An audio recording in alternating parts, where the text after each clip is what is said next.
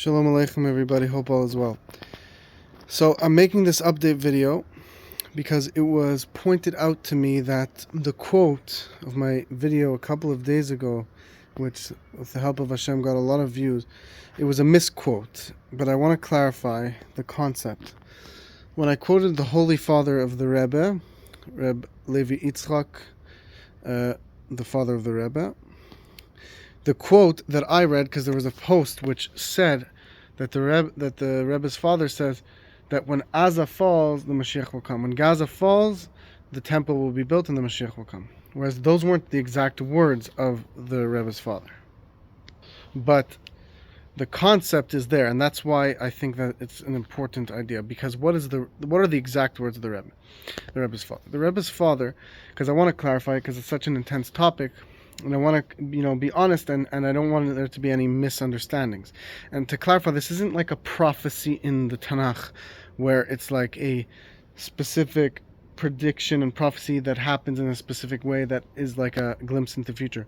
It's different. The Rebbe's father is explaining a spiritual idea, which yes is an idea to understand when looking into the future and into the current situation. We should look at it through the lens of what the Holy Rav Levi Yitzchak is telling us, but it's not like when Isaiah is telling us when this event happens, this is going to happen. Meaning, but what the Rebbe's father does say, and it is important, it is connected to the coming of Mashiach 110%, is that the Rebbe's father says that Gaza represents Malchus, the kingship of Klippa, of the evil side, of the other side.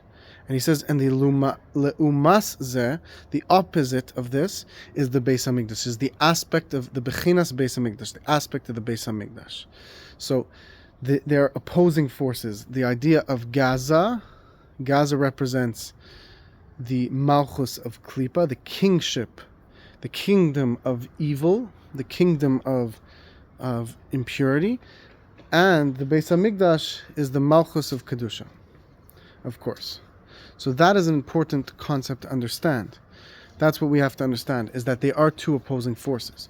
Now, while the exact wording is not when Gaza falls, the Mashiach will come, he doesn't say those exact words, but as you note, when there are two opposing forces exists, when one thing falls, the other rises.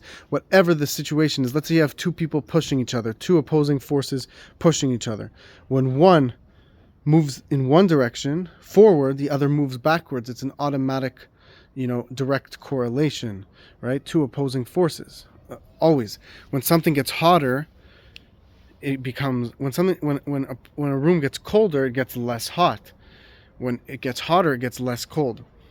Two opposing forces, and we see this with Yaakov and with Esav, that when Yaakov falls, Esav rises, God forbid, and when Esav falls, Yaakov rises, and the same goes for other forces.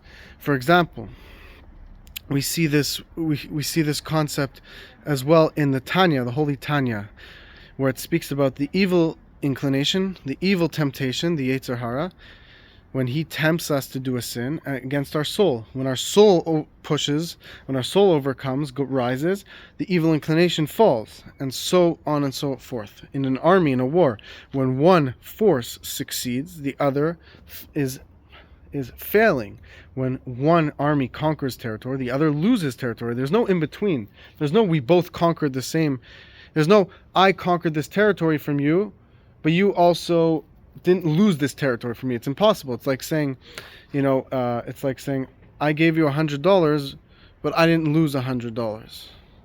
It doesn't exist in this world, in this concept, right? You can't say that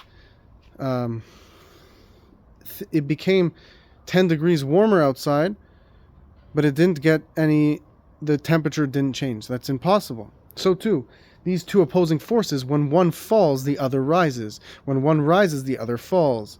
So that's what we're dealing with Gaza and the Holy Temple, is that they are called two opposites of each other.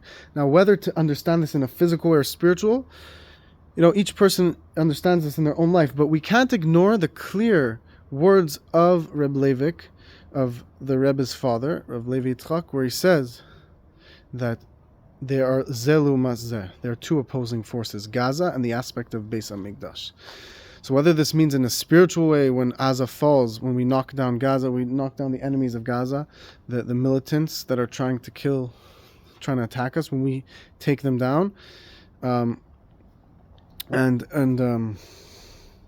that the Beis Hamikdash rises, or whether it's a spiritual Beis Hamikdash rises. Either way, if the spiritual Beis Hamikdash is rising, we're coming spiritually closer to the redemption every time we destroy the enemy, a militant that is trying to harm the Jewish people, enemy of the children of God, then automatically the Mashiach is coming closer. So it's an automatic result.